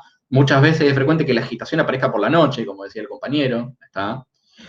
Hay una disminución de la tensión. El paciente muchas veces está hipoproséxico o paraproséxico, es decir, que su atención puede estar desviada, porque a lo mejor está tan alucinado que la atención está en cualquier lado, está en los bichitos que le caminan por encima. ¿Por qué? Porque es frecuente que aparezcan alucinaciones. Generalmente son visuales y es muy frecuente que sean alucinaciones con animales, que se llaman zoopsias, y muy frecuente que sean con insectos, lo cual se llama microzoopsias. Entonces, muchas veces el paciente ve bichitos, esto sobre todo con los delirium relacionados con sustancias tóxicas. Es muy frecuente que el paciente vea bichitos, ustedes lo ven tirado en el piso y está juntando bichitos invisibles. Muy frecuente ver eso. Suelen aparecer conductas muy desorganizadas. Donde el paciente a lo mejor hace cosas que en su sano juicio no haría. Por ejemplo, salir de la habitación y deambular desnudo por el hospital, por poner un ejemplo, tirarse una jarra de agua en la cabeza, jugar con la materia fecal, es decir, esa también es muy frecuente y suele ser una queja recurrente de enfermería, pero bueno, tiene que ver justamente con esa desorganización que le genera al paciente y con los cambios en las funciones cognitivas que se generan. Las alteraciones del ritmo sueño-vigilia, como dijimos, muchas veces es alteración. ¿Qué quiere decir estas alteraciones? No necesariamente hablamos de insomnio, sino de una alteración del ritmo circadiano muchas veces. Lo que decíamos antes, el paciente capaz que duerme de día y está despierto de noche. Ojo con esto, suele haber un aumento del tono catecolaminérgico, sobre todo con la que tiene que ver con la abstinencia alcohólica, que ahora después la veremos, lo cual puede motivar crisis hipertensivas, infartos, convulsiones. Y lo que les decía antes puede ser hipoactivo o hiperactivo, es decir, hay pacientes que están más bien con una tendencia al sueño y otros que están excitados. ¿Qué hacemos con este paciente? Entonces, como les decía ahí, 1, 2 y 3, diagnosticar y tratar la enfermedad de base. ¿Está? Es decir, es lo principal. Lo que decía, como decíamos, hasta que no tratemos esa causa de base, el paciente probablemente no va a mejorar y va a seguir requiriendo de intervenciones farmacológicas y probablemente se pueda ir deteriorando de acuerdo a cuál sea el cuadro. Y si se requiriera apoyo farmacológico, que es frecuente, en este caso se prefieren los antipsicóticos a las benzodiazepinas. Dentro de los antipsicóticos, de ser posible aloperidol, o, si mejor aún, si tienen atípicos, o sea, risperidona o olanzapina. ¿Está? Muchas veces no lo van a tener en la guardia, aloperidol sería la opción. Salvo, por supuesto, como dijimos, que tenga antecedentes de efectos adversos al aloperidol. En ese caso tendrán que ver de qué manera consiguen algún antipsicótico atípico. Quizás el paciente ya los tome desde antes, si sabe que tiene un antecedente, ¿estamos? Porque obviamente si conoce que tiene efecto adverso al aloperidol es porque alguna vez lo usó. Pero bueno, acá siempre prefieren los antipsicóticos a las benzodiazepinas por dos cosas. Uno, porque la benzodiazepina, como dijimos, puede ser o es un poco mayor depresor del sistema respiratorio, ¿está? Entonces, podría complicar las cosas, en caso de que haya algún cuadro orgánico o el paciente piense con insuficiencia respiratoria, por ejemplo. Y sobre todo por lo siguiente, y es porque los pacientes que tienen un síndrome confusional o un delirium suelen hacer efectos paradojales a las benzodiazepinas. ¿Está? ¿Qué quiere decir efecto paradojal? Que en vez de tranquilizarlo, lo excita más. ¿Está? Esto recuérdenlo, eso suele pasar en pacientes con una patología de base orgánica, en pacientes con retraso mental, en pacientes con una lesión orgánica cerebral, ¿está? Es decir, demencias o ACVs, en pacientes ancianos y en niños. Tengan en cuenta eso. En todos esos pacientes, dentro de lo posible, preferimos los antipsicóticos en dosis bajitas antes que las benzodiazepinas, ¿está? Porque a veces te agravan el cuadro y te lo excitan más. Ténganlo en cuenta porque es muy frecuente que le hagan una benzodiazepina a un paciente que está internado porque sufrió una ACV, supongamos tuvo una ACV hemorrágico, está internado, le hacen benzodiazepina porque no duerme y se excita más, y le dan más benzodiazepina y se excita más, y así sucesivamente, y no funciona, ¿está? En esos casos siempre sería preferible el antipsicótico.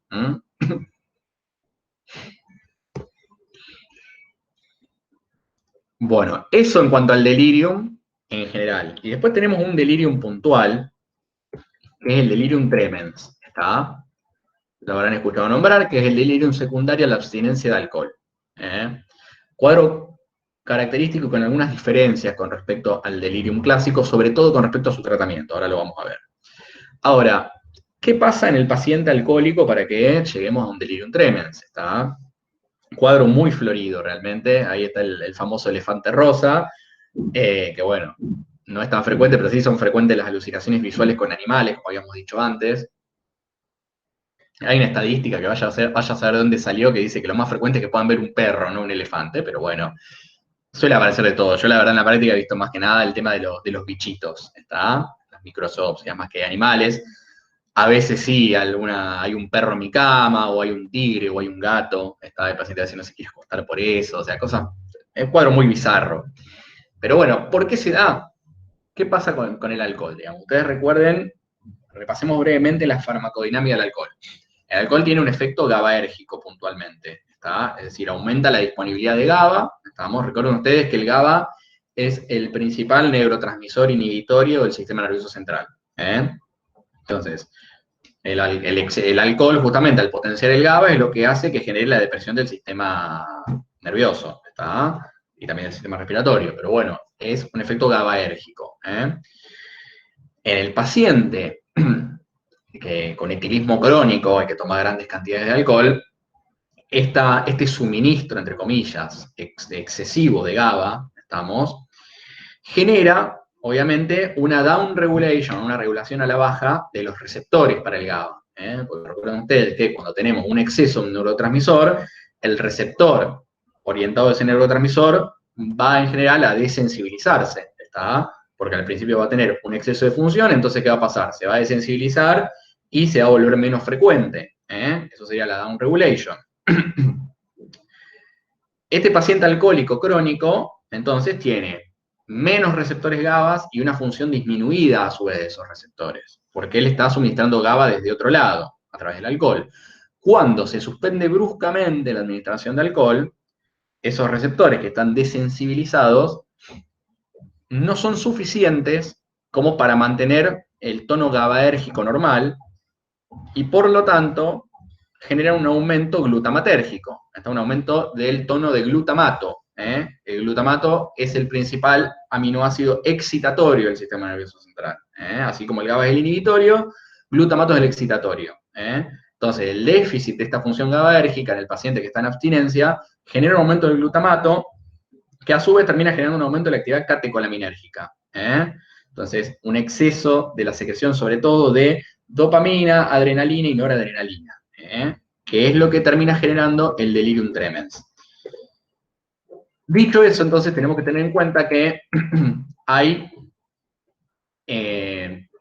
digamos que este exceso de la actividad catecolaminérgica que termina generándose, va a generar dos tipos de síntomas. Uno son los síntomas psíquicos y otros son los orgánicos, que son los más peligrosos en realidad. Entonces, conductualmente el paciente se va a presentar confuso, en general va a ser un paciente que está totalmente desorganizado, que tiene actividades que está totalmente desorientado, no sabe dónde está, no sabe qué hora es, tiene conductas desadaptadas, las mismas que mencionamos antes, tiene alucinaciones, como en todo delirium, acá son todavía más frecuentes y más floridas que en el delirium clásico, y suelen tener a veces un compromiso importante en las conductas del paciente. Y después aparecen también los relacionados con lo físico, por este exceso de catecolamina. Entonces aparecen los temblores, aparece la agitación psicomotriz, las alteraciones del ritmo circadiano, y sobre todo, esto es lo que me interesa que recuerden, que aparece también, o pueden aparecer crisis hipertensivas, taquipnea, y muy frecuentemente una disminución del umbral convulsivo, y en algunos casos puede llevar a un estatus epiléptico, sobre todo con los pacientes que tengan antecedentes, aún más, sobre todo, digamos, si tienen antecedentes de convulsiones o de epilepsia. Entonces, ¿qué pasa con esto? Un cuadro que en realidad debería tratarse en los hospitales generales. Lo que en general no sucede, pero bueno, debería tratarse por lo menos en realidad en algún efector que tenga shock room y que tenga terapia, en realidad, porque es muy frecuente que el paciente tenga comorbilidades clínicas, que haga una crisis hipertensiva, que haga un estatus epiléptico, puede pasar. Entonces, ¿qué pasa acá con el tratamiento? Si volvemos un poquito para atrás, nosotros habíamos dicho que en el delirium en general preferíamos los antipsicóticos, antes que la benzodiazepina. Bueno, el delirium tremens es la excepción a la regla. El tratamiento de elección son las benzodiazepinas, como primera línea. ¿Por qué? Por dos cosas. Primero que nada, o por varias cosas más que dos. Primero que nada, porque las benzodiazepinas, al tener un efecto GABAérgico, recuerden ustedes que las benzodiazepinas son modificadores del sitio alostérico para el GABA. Es decir, si bien no actúan directamente en el receptor GABA, actúan en un sitio alostérico que modifica la función del GABA, aumentando la frecuencia con la que se abren los canales de cloro. Entonces, esas benzodiazepinas en parte pueden ayudar a evitar este déficit GABAérgico que está teniendo el paciente, o este déficit de la función GABA que está teniendo el paciente, y de esa manera pueden mejorar sobre todo, o prevenir, los síntomas relacionados con la hipertensión, la taquipnea, las convulsiones, Por ahí no mejoran tanto lo conductual, pero en parte sí, pero sobre todo disminuyen el riesgo de los cuadros, sobre todo cardiológicos, porque justamente generan, o digamos, palian un poco este déficit GABAérgico que tiene el paciente. Por otra parte, recuerden ustedes también que las benzodiazepinas son antiepilépticos también, tienen un efecto antiepiléptico, entonces obviamente van a disminuir el riesgo de las convulsiones, y en contrapartida los antipsicóticos suelen disminuir el umbral convulsivo, por lo cual podrían agravar o favorecer la presencia de convulsiones. Entonces acá siempre de elección las benzodiazepinas, en algunos casos con un tratamiento temprano, pueden llegar a prevenir el delirium tremens. o al menos a amortiguar un poco su curso, ¿está? Que no sea tan grave. Otra opción que cada vez tiene más estudios a favor también es la carbamazepina, ¿está? Que es un antiepiléptico, como ustedes sabrán, que tiene un gran efecto GABAérgico también. Entonces, esos por ahí son las estrategias más conocidas. La benzodiazepina por ahí es la más habitual. Podría ser carbamazepina también. En algunos casos puede ser necesario usar antipsicóticos, ¿está? Sobre todo en pacientes que tengan un gran compromiso de la conducta. Porque, bueno, como decíamos antes, por ahí la benzodiazepina no es tan efectiva para estas conductas desorganizadas o para ese paciente si está ya con un grado de agitación. A veces necesitamos complementarlo con algo. Ahí entran los antipsicóticos. Serían preferibles los atípicos. Si no tenemos atípicos, preferimos el haloperidol porque disminuye menos el umbral compulsivo. ¿Está? La levomepromacina que habíamos mencionado antes tiene la desventaja de que baja un poco más el umbral compulsivo. Si se lo tiene que usar, se lo usa igualmente. Otra vez lo mismo que decíamos antes. Pero siempre primero la benzo. Es decir, paciente que llega con un cuadro de etilismo crónico, a lo mejor, a una salvedad. Muchas veces puede pasar que el paciente llegue por otra cosa. ¿Tá? Capaz que el paciente es etilista y llegó a la guardia y lo internan porque está con una neumonía, ¿está? O por lo que se le ocurra, ¿está? O por un accidente de tránsito. Ojo, porque ese paciente también va a ser un delirium tremens. Entonces, paciente con antecedente de etilismo crónico, como buena prevención, le damos una benzodiazepina. ¿Está? Como dice ahí, se puede usar lorazepam, 1 a 4 miligramos, cada 2 a 4 horas. En general lo usamos cada 4.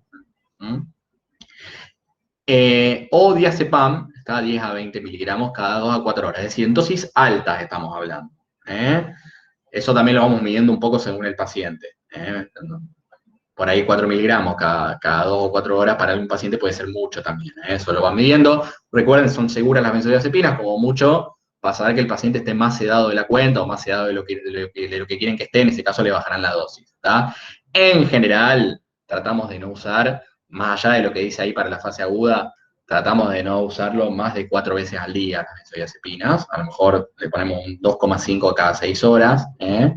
De lorazepam, por poner un ejemplo, pero bueno, se pueden usar dosis más altas y no pasa nada. Y lo otro que indica la buena práctica para este paciente con etilismo crónico es la vitamina B1, ¿está? O complejo B, si no hubiera tiamina, digamos, para prevenir el síndrome de Wernicke-Korsakoff, que es un síndrome, es una encefalopatía en realidad que se da por el déficit de tiamina, y tiene un trastorno motor, que es la encefalopatía de Wernicke, donde el paciente tiene, entre otras cosas, alteraciones de la marcha, tiene ataxia, ¿está? Y por otro lado, la psicosis de Korsakoff, que van de la mano, donde el paciente tiene amnesias, y tiene fabulaciones, es decir, esos huecos de la amnesia lo llena con fábulas. Vendría a ser algo parecido a un delirio, nada más que, a diferencia del delirio, en este caso, hay un déficit de la memoria, ¿está? Para que ustedes se hagan una idea, vendría a ser, ya que estamos ahí con los Simpsons, el abuelo Simpson, si algún abuelo Simpson, vieron que siempre fabula y empieza a inventarse historias de cuando estuvo en la guerra, de esto, lo otro, y es todo mentira. Bueno, eso es una fabulación. Suele aparecer muchas veces en los pacientes con etilismo crónico. Por eso es de buena práctica dar complejo B o vitamina B1 para prevenirlo en el largo plazo. Hago una aclaración con respecto a lo que decía de las benzodiazepinas. Esto para el tratamiento agudo. Estamos, obviamente, al paciente etilista, después ustedes darán intervención a psiquiatría, por supuesto, salud mental, digamos, pero bueno, esto sobre todo para si le llegara un paciente que queda internado y es etilista. Pero importante esto que les voy a decir, tratemos de no mandarlo con las benzodiazepinas a la casa, ¿está? Porque si bien dijimos que son seguras, recuerden ustedes que mezcladas con el alcohol sí pueden ser un problema, ¿está? Entonces, dentro de lo posible, paciente con etilismo, usamos las benzodiazepinas en el tratamiento agudo, tratamos de evitarlas en el tratamiento crónico y ambulatorio. ¿Está? En lo ambulatorio, dentro de lo posible, no benzodiazepinas, salvo que alguien se la supervise muy de cerca. Una pregunta. Sí. Si nosotros estamos seguros que cuando le demos el alta al paciente va a ir a la casa. Perdón, no te escuché. Si estamos seguros que... Pasó el colectivo. Si estamos seguros que cuando le demos el alta al paciente va a volver a la casa y se va a volver a tomar todo. Bueno, ¿terminó la pregunta? ¿Hola? Hola, ¿se cortó? ¿El resto me escuchan? Sí, sí. Bueno, no sé, me parece que se cortó la pregunta. Bueno, mira, a ver, si están seguros de que el paciente va a volver a la casa, estamos, por eso digo, dentro de lo posible, mandarlo sin benzodiazepinas, ¿está? Tratamos de no hacerle, igual repito, a este nivel probablemente ya se va a encargar el servicio de psiquiatría, ¿está? Pero bueno, tratamos siempre de no suspenderle la benzodiazepina de manera brusca dentro de lo posible, ¿eh? Todo depende también de cuántos días la haya tomado, ¿está? Si la tomó durante 1 o 2 días no pasa nada, estamos, pero dentro de lo posible no la suspendemos bruscamente. La idea es tratar de suspenderla gradualmente. Si muchas veces no tenemos tiempo de suspenderla gradualmente, esa es la realidad, porque capaz que tenemos que, o necesitamos la cama y el paciente se tiene que ir de alta, digamos, porque bueno, no es tan sencillo a veces manejar la disponibilidad y la demanda. En ese caso, trataremos de ver la posibilidad de que alguien supervise ese tratamiento, ¿está? Y, es decir, ¿qué quiero decir con eso? De que haya algún familiar que esté coordinando el tema de la medicación y controlándola. Alternativa, si el paciente no tuviera una familia continente, una alternativa podría ser darle la cantidad justa, por ejemplo, para un par de días y citarlo al hospital a que vaya y retire la medicación diariamente, por ejemplo, ¿está? O cada 48 horas, eso lo ven ustedes de acuerdo a la situación, ¿eh? Pero tratamos dentro de lo posible de que no se vaya con el tratamiento de benzodiazepinas o de que no lo mantenga en el tiempo, porque si lo mezcla con alcohol podemos tener un problema, ¿está? No sé si eso responde la pregunta.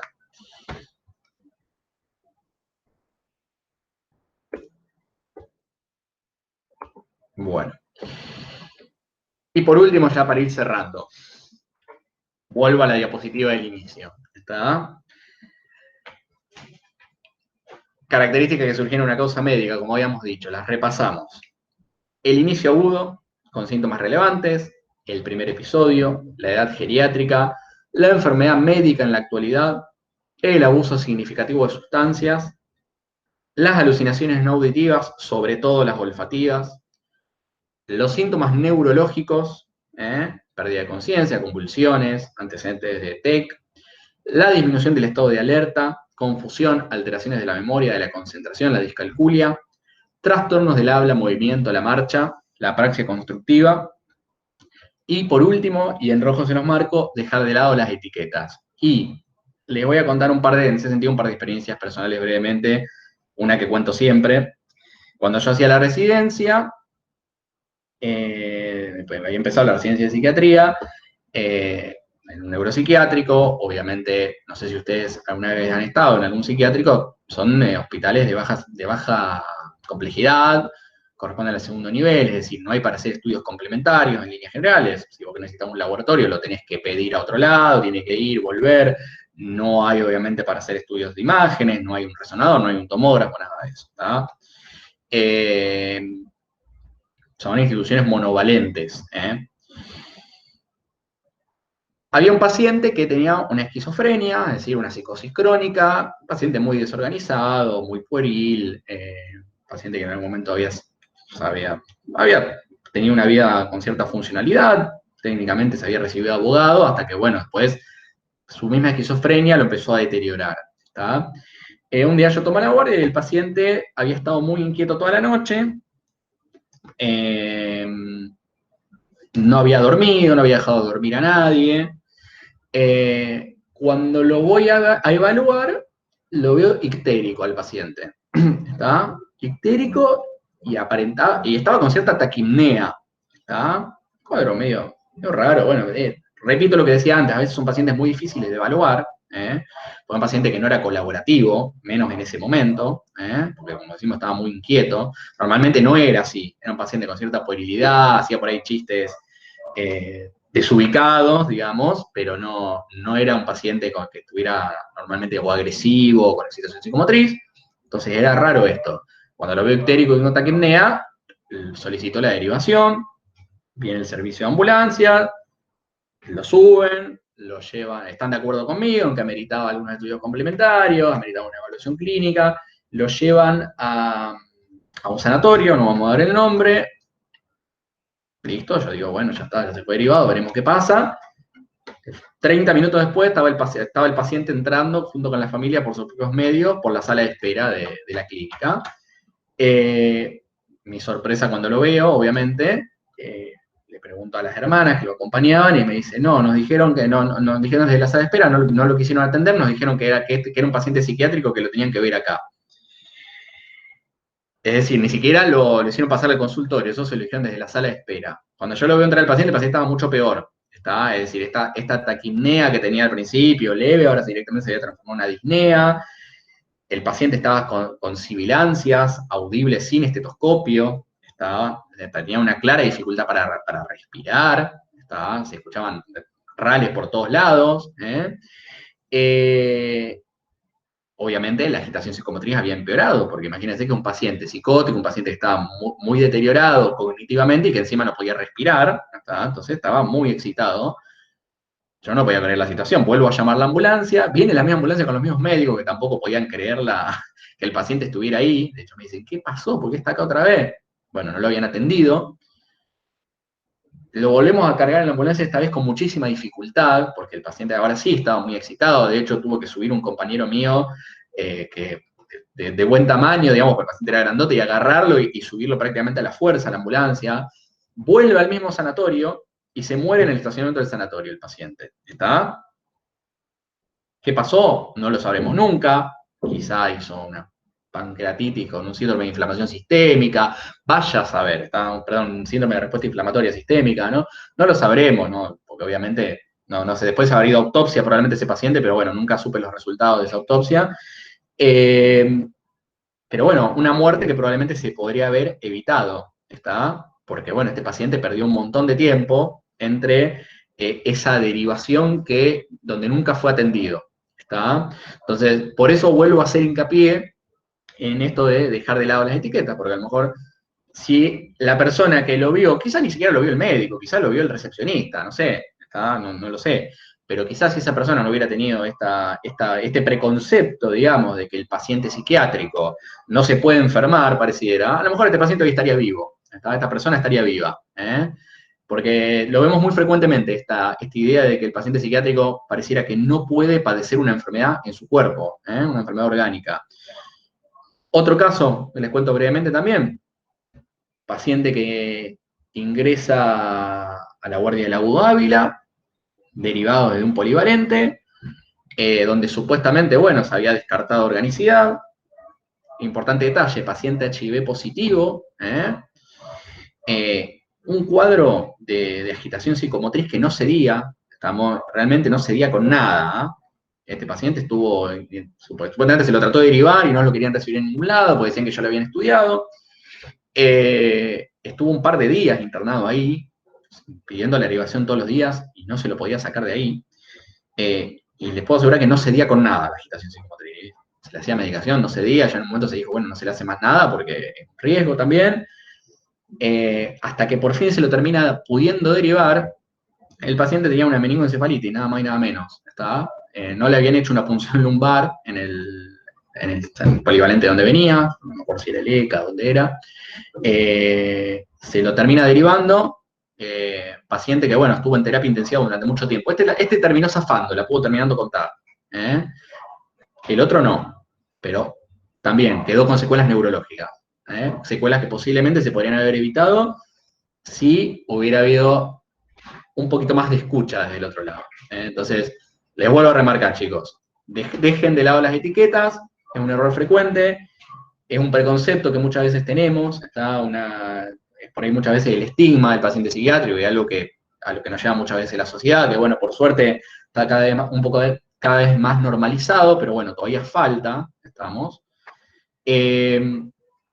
y tengan en cuenta sobre todo, no solo por el bienestar del paciente, sino también por la matrícula de ustedes, porque la familia de este primer paciente que yo les conté eran todos abogados, entonces yo me imagino que probablemente quien no lo quiso recibir en ese sanatorio habrá tenido un lindo quilombo, un lindo quilombo legal. Entonces, cuiden al paciente y cuiden su matrícula, las dos cosas. ¿Estamos? Bueno, eso es todo. No sé si hay alguna pregunta. Si no hay preguntas, lo damos por finalizado. Bien. Muchas gracias. Bueno, chicos, perfecto. Espero que les haya servido. Gracias. ¿No? Nos estamos viendo. Gracias, doctor. Chao, chao. Gracias, profe.